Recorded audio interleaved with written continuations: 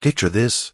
The lights are bright, the crowd is roaring with excitement, and the music is tearing up the air. It was another amazing night for Justin Bieber fans, until something shocking happened. In an instant, happiness was replaced with tension. Everyone frowned. Something said in the crowd caused Justin to interrupt his performance. It was a moment he couldn't just pass by. What would you do if you were him? Watch this video to the end to see how Justin handled the situation, showing strength and courage despite the tension. It's a story that inspires, gives you goosebumps, and makes you think. But before that, let's get to know each other. Write in the comments what your name is and where you're watching this video from. We want to know each and every one of you, because you are our family. You help this channel grow, making it stronger with every like, subscribe, and comment. Your opinion, your support is what makes us stronger. We are proud to have you with us, and we want you to know that each and every one of you is very important to us. Together we can inspire each other, just like Justin inspires millions. Write your name, city, and country in the comments. We read every post, and every post counts. Enjoy the show. The stage lit up with flashes of bright light, as if thousands of lightning bolts were tearing through the evening sky. The sound intensified, filling the stadium with vibrations so strong that they felt like pulse beats in the chest of everyone present. The crowd screamed so loudly that it seemed as if the walls of the arena were shaking with their excitement. It felt like it wasn't just a concert, it was a tornado of emotions that engulfed everyone. Justin appeared on the stage suddenly, like a star out of the darkness. His silhouette frowned for a moment in the spotlight, and the hall literally exploded. The fans, many of whom had been standing there since morning, forgot about everything: time, fatigue, and even their own problems. All that mattered now was their idol at arm's length. Justin started singing, and the stadium was drowned in music. Every note, every melody resonated with the fans. They sang along with him, shouting his name, reaching out their hands as if hoping to touch their dreams. His voice sounded powerful and confident, but there was a softness to it that mesmerized.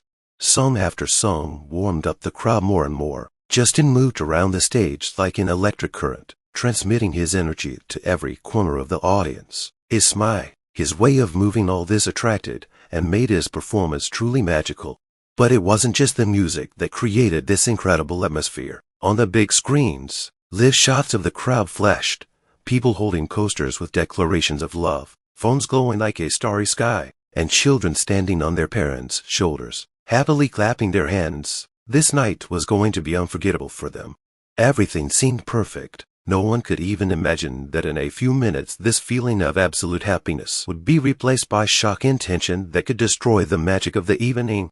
Justin stood in the center of the stage, fully immersed in performing his most fan-favorite and anticipated song. The spotlights glided through the crowd, highlighting happy faces, raised hands, and a sea of phone lights. The music was deafening, but in that moment, it was the music that set the heartbeat rhythm for the thousands of people in the audience. It seemed that nothing could ruin this magic.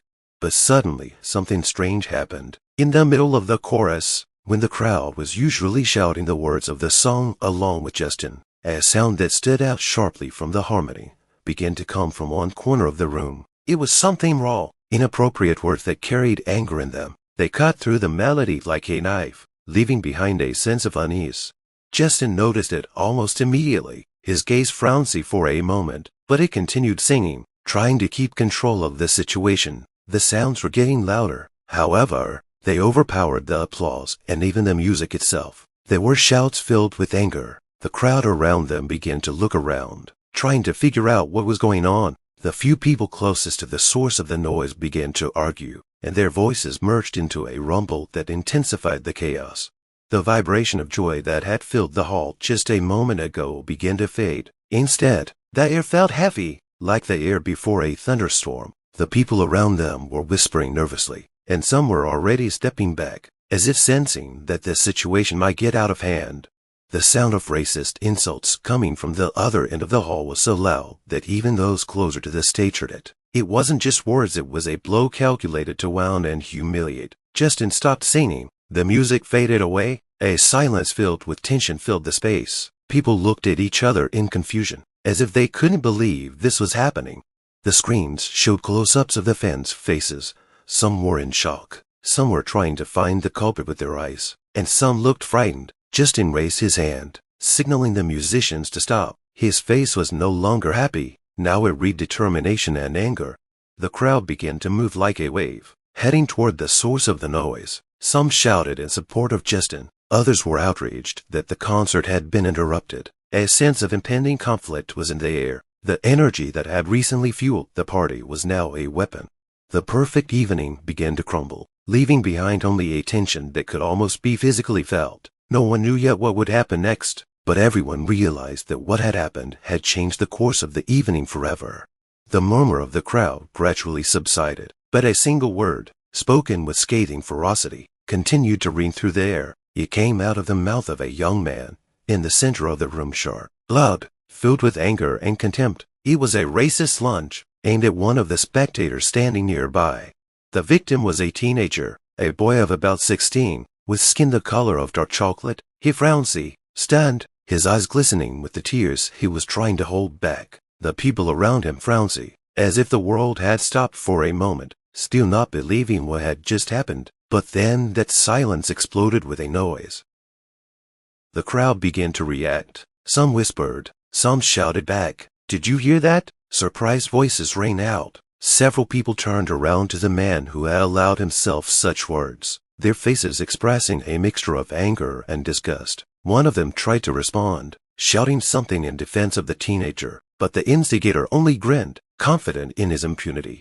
The stage frowned in anticipation. Justin, who up to that moment had been singing, as if oblivious to the commotion in the crowd, suddenly interrupted his performance. His voice, which had just been booming with a powerful melody, was suddenly hushed. He raised the microphone to his lips, but instead of a song, his first words sounded into the audience. "What was that?" he asked. His voice was quiet, but each word cut the air like a blade. All eyes turned toward him. The musicians stopped. The spotlights illuminated the hall. There was no hiding now. The very man who had shouted that insult began to lose confidence. But that was only the first flare of reaction. "There is no place for hate in this room," Justin said, his voice growing louder, harder. "Racism isn't just a word. It's a wound. It's a pain. And I'm not going to continue as long as those things are happening here in front of me." These words were the spark that ignited the crowd. People began to applaud, shouting words of support for the victim. But the tension still did not disappear. Some spectators tried to drown out the noise by shouting something against the instigator. The atmosphere became frightening, as if a storm was about to break out. The targeted teenager looked broken. He tried to move to the back of the room, but Justin noticed. "Ew, bye." Justin picked up the microphone again. "Wait, I want you to know this isn't about you. You're stronger than those words. We're all with you." The crowd met his words with loud applause. It was more than an endorsement. It was an attempt to heal the moment, to break the chain of hatred. But the man who had started the conflict still stood, looking slightly embarrassed, but far from repentant. Justin raised his hand, calling for silence, and turned to him. "You think this is funny? You think you can humiliate people at my concert and get away with it?" The words sounded like a challenge. The crowd frowned, waiting to see what would happen next. At that moment, the evening was no longer just a concert. This was the moment of truth, the moment that would determine the future course of events. For a split second after Justin's words, the hall fell into an unnatural silence. Thousands of people seemed to stop breathing at the same time, digesting what they had heard. The words of the racist insult that came out of the man's mouth echoed in everyone's mind. Something incredible had just happened in front of everyone's eyes, and the realization came like a wave. Then the tension broke through. Someone in the front row shouted, "This is unacceptable." This shout was the signal for the beginning of a violent reaction. People around them stirred. Some began to express their indignation loudly. The faces of the spectators reflected a whole range of emotions: shock, anger, fear. A few people standing next to the instigator began shouting, condemning words directly in his face. "Get out of here! How could you?" The others turned their gazes to the teenager, who was still standing there, as if he were stuck to the floor. His face was pale and his eyes glistened with held-back tears. Some in the crowd patted him encouragingly on the shoulder, and others shouted words of encouragement. "You're not alone. We're with you." With each passing second, the atmosphere in the hall grew hotter. The rumble of voices grew louder and louder, blending into a single torrent of anger. People turned around, trying to see who was the source of the conflict. The man who had shouted the insult had looked smug at first, but now he was clearly beginning to feel the pressure. The crowd seemed to be shrinking around him. "Get out of the hall!" a woman shouted from the side, and her words were immediately echoed by others. The noise intensified. In this sea of people, there was anger and solidarity at the same time. The spectators shouted, whistled. Some even started chanting, "Go away, go away." But there was more than just anger behind it all. There was something more to the crowd, a realization that they were witnessing something huge, something that went beyond a single concert. It was a challenge to everything that should be right, and an opportunity to rally against hate. Justin remained motionless on the stage, but his gaze scanned the room. He saw a teenager frowning in confusion and a man with the crowd crowded around him angrily. His eyes expressed a mixture of frustration and determination. "Listen," Justin said into the microphone, cutting through the noise of the crowd. His voice was firm and loud. "This is my concert. This is no place for hate. We're here to unite, not divide." The crowd frowned, subsiding to hear his words. It was like the command of a captain taking control of a situation in a storm. But even his words could not completely extinguish the heat of emotion. People continued to grumble, and some shouted insults at the man. The atmosphere remained threatening, like thunder brewing in the sky before a storm. The audience, who just a few minutes ago were part of a magical musical show, now became participants in a drama that tugged at their heartstrings. This was no longer just a concert, it became a fight for justice, in front of thousands of witnesses. Justin stood on the stage, his eyes scanning the crowd. He was looking for someone who had been victimized in this unjust and cruel incident. The spotlights roamed the room, catching the faces of the audience, some looking with anger at the perpetrator, others with sympathy and support for the one who had been humiliated. Finally, Justin spotted him. He was a teenager, about 16, with skin the color of dark chocolate. He stood with his shoulders slumped, stifled by the attention around him. The boy looked shocked, as if he couldn't believe this was all happening to him. His hands were shaking and his gaze was fixed on the floor, as if he wanted to fall through the ground. There were tear tracks on his cheeks that he didn't seem to want to show. The crowd around him seemed to part, leaving him standing alone under the spotlight. The loneliness seemed frightening, adding to the sense of helplessness that radiated from the teenager. People around him looked at him with sympathy, but no one knew how to help. He wasn't just humiliated, he was broken. Justin could not remain indifferent. He saw it all, the pain, the confusion, the fear of being ridiculed in front of thousands of people. It was a moment when words were no longer just words, they became a weapon that wounded deeper than any knife. "Ew, bye." Justin's voice came from the microphone. It was quiet, but so filled with concern that everyone heard it. The teenager looked up. There was everything in them, fear, hope, and surprise that someone like Justin, standing on a stage in front of thousands of people, was addressing him. "Come closer if you can," Justin said, holding out his hand. The boy hesitated, but the crowd gently pushed him forward, as if to support him. His steps were tentative, but each one was bolder than the last. Justin continued to stare at him without taking his eyes away. His gaze said more than any words. "You're not alone." As the boy got closer to the stage, Justin leaned toward him. He made a sign to the security guards to help the teenager up to the podium. It was unexpected, but the audience burst into applause, as if confirming that they supported the gesture. The teenager stepped up onto the stage, his legs barely holding up with excitement. Justin put a hand on his shoulder, as if protecting him. "Is there something you want to say?" he asked, tilting the microphone toward the boy. The boy shook his head, his lips trembling. "Don't worry," Justin said. "I'll speak for you." He turned back to the crowd, clutching the teenager's shoulder. "I will not allow anyone to humiliate another human being. Not ever. Not here. Not anywhere." His voice was so firm that the crowd roared again. People applauded, chanted, cheered his words. But these weren't just words of support. It was a signal of solidarity, directed toward the guy who stood next to Justin, still shaken, but no longer so alone. That moment became a symbol that even in the darkest situations, you can find the light that unites people against hatred. Justin stood on the stage, in the very center of the chaos taking place. His eyes, usually full of confidence and energy, now reflected the heavy struggle inside. He could feel the crowd beginning to splinter, some shouting for him to continue the concert, others demanding justice for the humiliated teenager. The tension in the air was so thick it felt like it could be touched. Each moment of inaction became more and more unbearable. His heart was racing. This was not just a concert, not just a job. It was a test of what kind of man he would become in the eyes of his fans and, more importantly, in his own eyes. For the first time in years, his celebrity status didn't matter. Now he was just a man facing a choice: to continue the show as if nothing had happened, or to stand up for the truth at the risk of losing part of his audience. "Do something," shouted someone from the crowd. Those words echoed in his head. Justin knew he couldn't delay. Every eye in the audience was fixed on him. Even the musicians behind him stopped moving, holding their breath.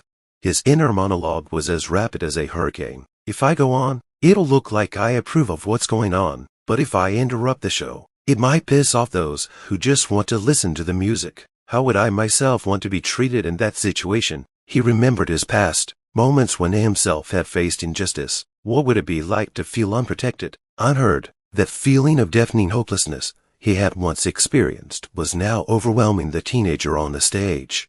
Justin looked at the boy. He was standing next to him, trying to be as inconspicuous as possible. His shoulders slumped and his gaze back to the floor. This image literally embodied all the pain of injustice. At that moment, Justin made a decision. He straightened, picked up the microphone, and stepped forward. His gaze traveled around the room, not sternly, but firmly. He felt thousands of eyes on him, all frowning in anticipation. "I know many of you came here for the music, for the celebration," he said, his voice firm but warm. "But I can't go on as if nothing happened. What happened is wrong. It's against everything I believe in."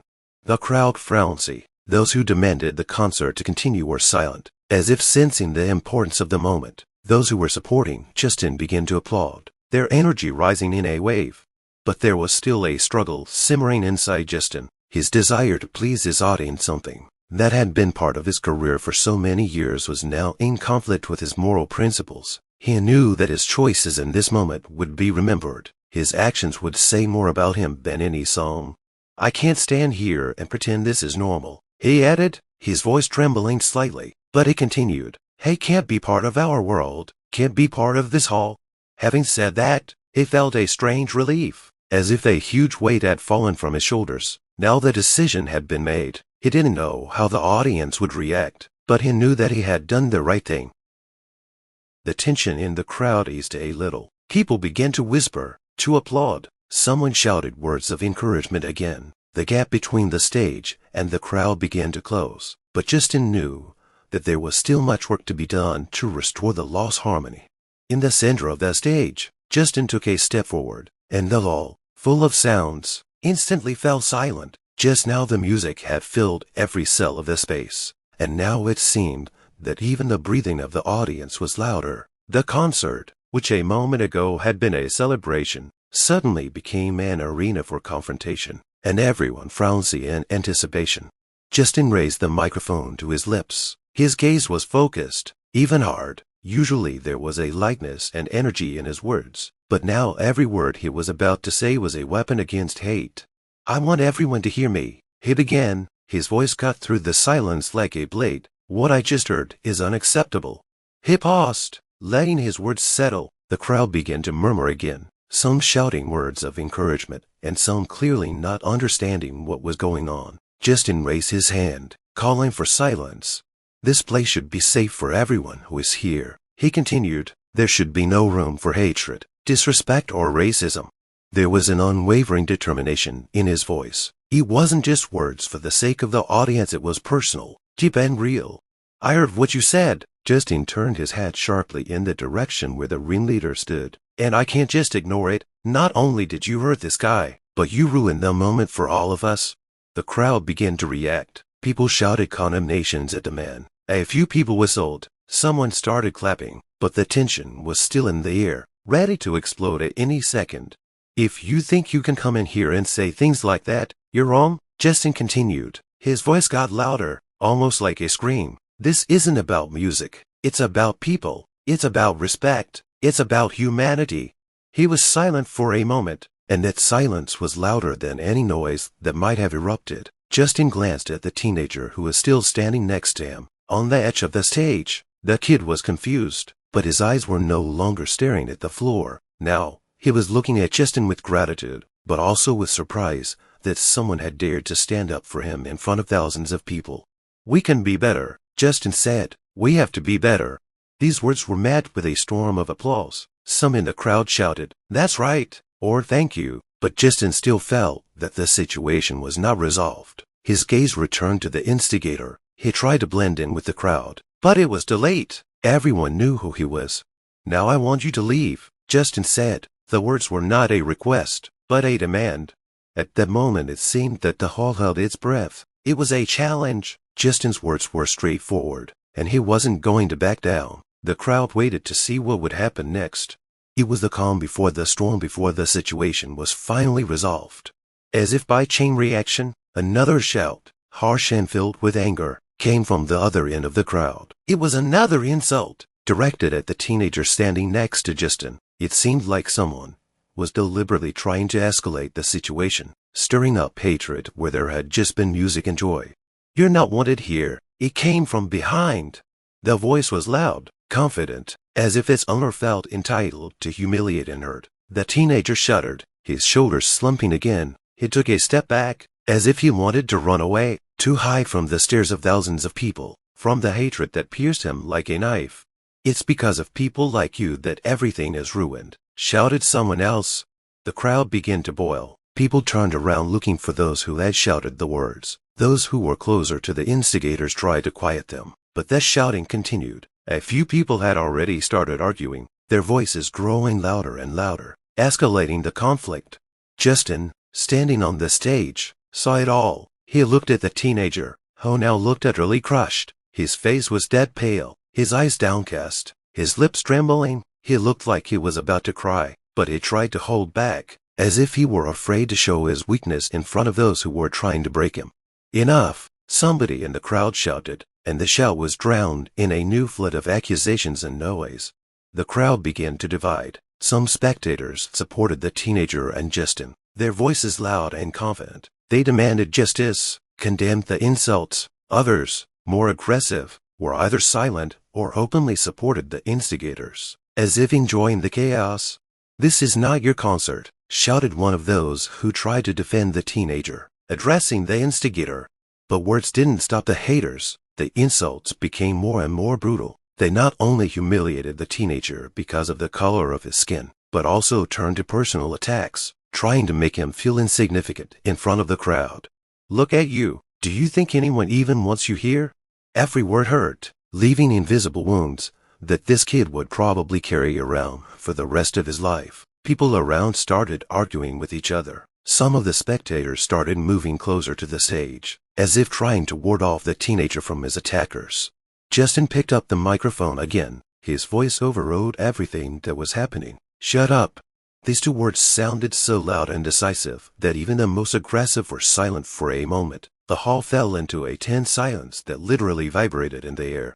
"I won't let that happen here," he said, his voice deep, full of anger and determination. "You think you can come in here and humiliate a man? You think you can get away with it?" He looked in the direction from which the last shouts had come, his gaze so sharp that it seemed to pierce those who dared to do so. "This is no place for hate. If you don't understand that, leave, right now." The crowd had started to make noise, but now it was a different kind of noise. Applause, shouts of encouragement. Most of the audience was on Justin and the teenager's side, but tension still hung in the air like a dark cloud. Some of them, unhappy with Justin's words, began to leave the room, shouting something unintelligible. The teenager looked at Justin again. There was gratitude in his eyes, but also pain that couldn't be hidden. Justin didn't look away, showing that he wasn't alone, that he was protected, even if it meant interrupting the concert to get justice. Justin, standing in the center of the stage, now not only played the role of an artist, but also took responsibility for everyone who came to his concert. He realized that he could not let the situation go unpunished. It was a moment when his word meant everything and his actions could become an example for everyone. His gaze was focused and sharp as a blade. He noticed exactly where the man who had shouted the insults was. This instigator, as if sensing the attention to himself, began to retreat into the crowd. But it was too late. The spotlights, as if on an invisible command, began to search for the culprit, and several guards headed for that part of the hall.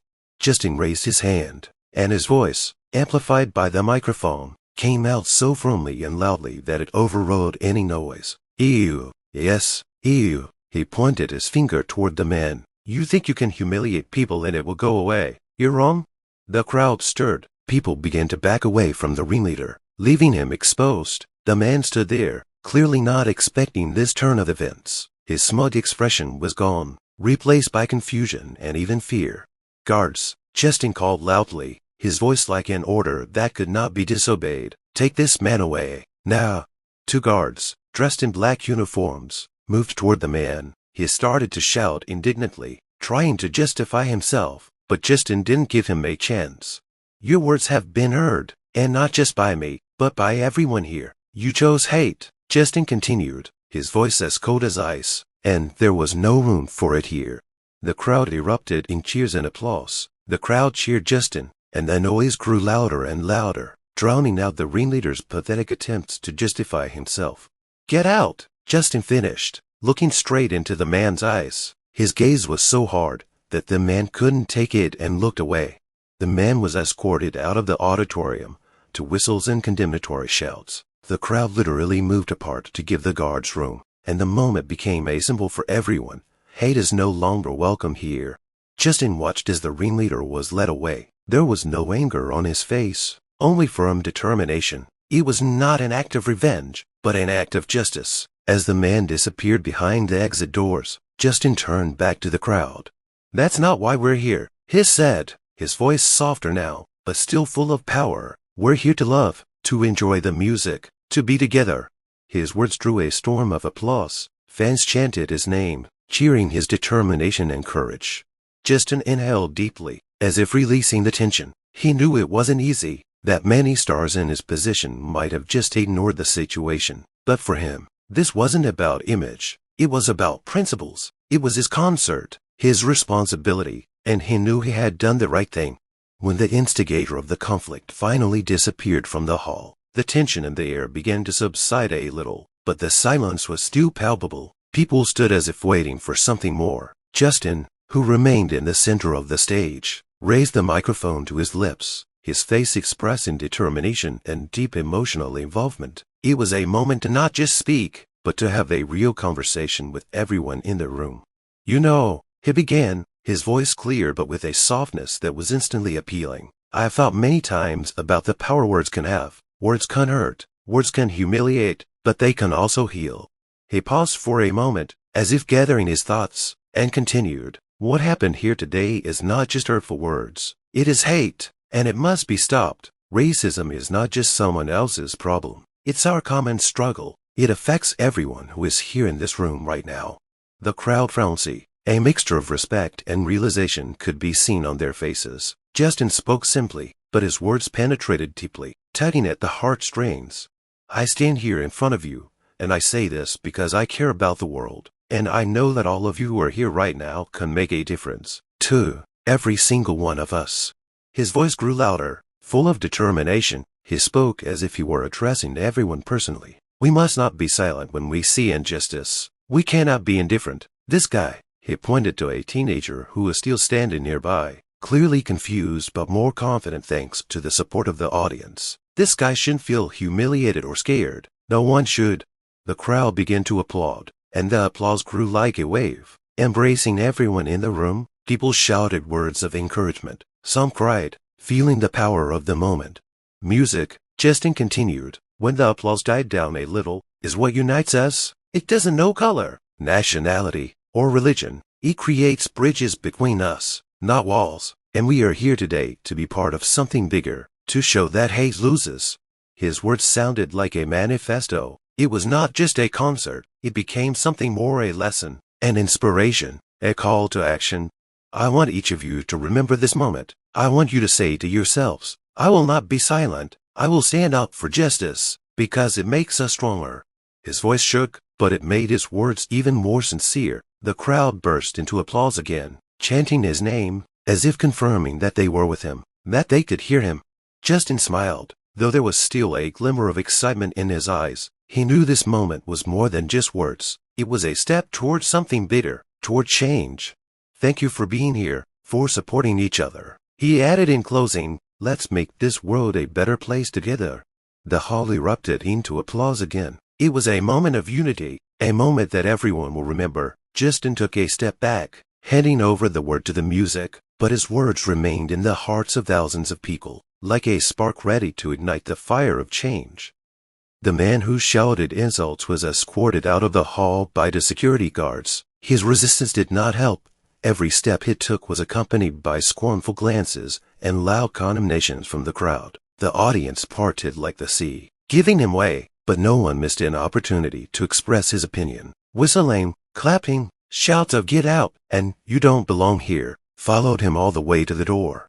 Some onlookers even filmed the moment on their phones, turning the situation into a clear public condemnation. The faces of many glowed with indignation. This was a case where an injustice had been addressed in front of their eyes. However, despite the apparent approval of the guards' actions, dangerous outbursts of anger began to occur in the crowd.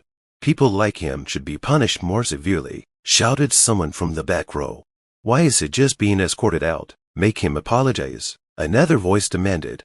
The situation began to spiral out of control. People, feeling their superiority, began to look for other potential guilty people. The atmosphere began to heat up, resembling a red-hot string, ready to unravel at any second. Someone began to shout aggressive phrases in the direction of those who might be trying to justify the instigator. Small clashes broke out in several places in the hall. The guards reacted instantly. Additional officers began patrolling the sectors, monitoring the situation. People who were acting particularly violent were quickly escorted out to prevent the conflict from escalating. Justin watched anxiously, but realized that control was necessary to keep the hall from becoming an arena for chaos. In the meantime, the man who had started the conflict was finally escorted out of the doors of the hall. The police were waiting for him there and had been summoned to investigate. Justin ordered in advance that information about the incident be passed to law enforcement agencies, because such actions could not remain without consequences. For the instigator, this meant more than just being forced to leave the concert. Social pressure had already started to work. Several spectators who had filmed his behavior immediately posted the video on social media. It started gaining views, and the comments were filled with condemnation. The man's face became a symbol of intolerance and punishment for it. In the hall itself, the audience gradually began to calm down. The guards worked professionally, quickly eliminating any attempts at aggression. Justin stepped forward again, raising his hand to attract attention. "Please, let's not turn this place into another arena for hate," he said, his voice quiet but confident. "We have shown that we can be stronger than evil. Don't let it poison this evening completely." These words had an effect. People began to return to their seats. Although tension was still in the air, the hall was slowly but surely returning to a state of harmony.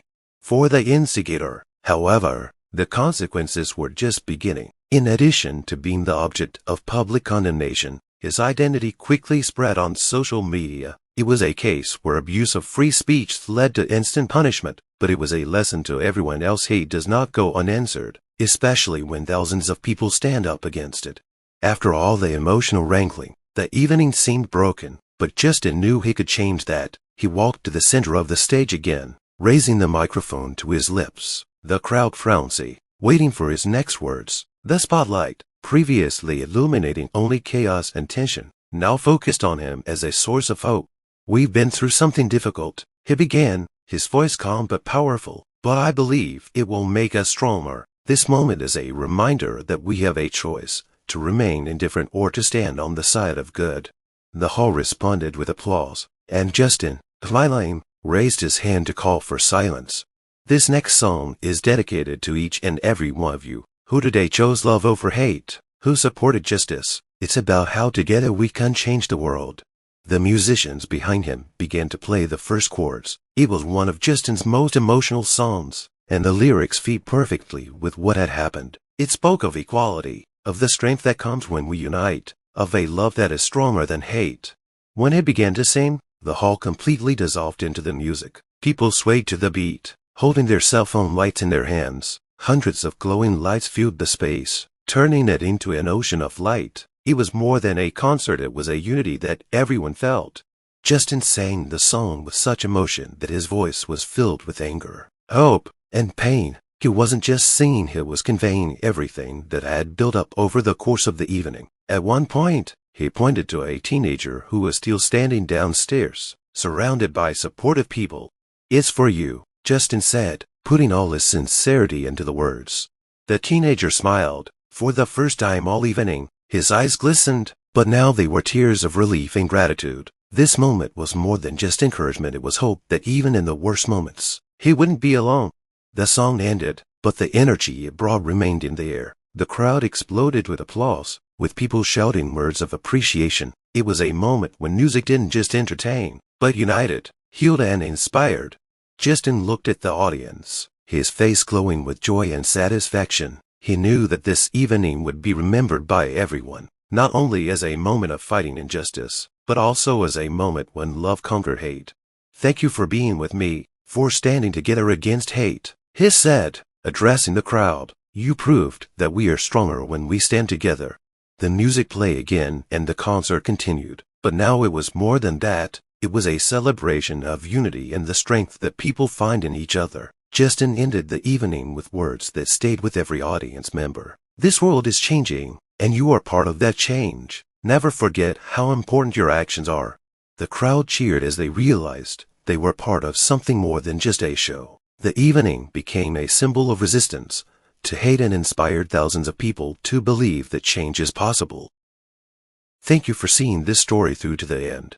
Write in the comments what you think about what happened. Have you ever experienced racism or injustice in your life? How did you deal with these situations? We want to hear your story because your voice is very important. You are our family, and each and every one of you makes this channel special. Your support is what inspires us to keep moving forward, to tell stories that touch on important topics. We are incredibly appreciative of each and every one of you. If you like this story and agree that these things need to be talked about, please like and subscribe to the channel. Your likes and subscriptions help us promote important topics and share them with the world. May your day be filled with kindness and inspiration. Remember, together we are stronger.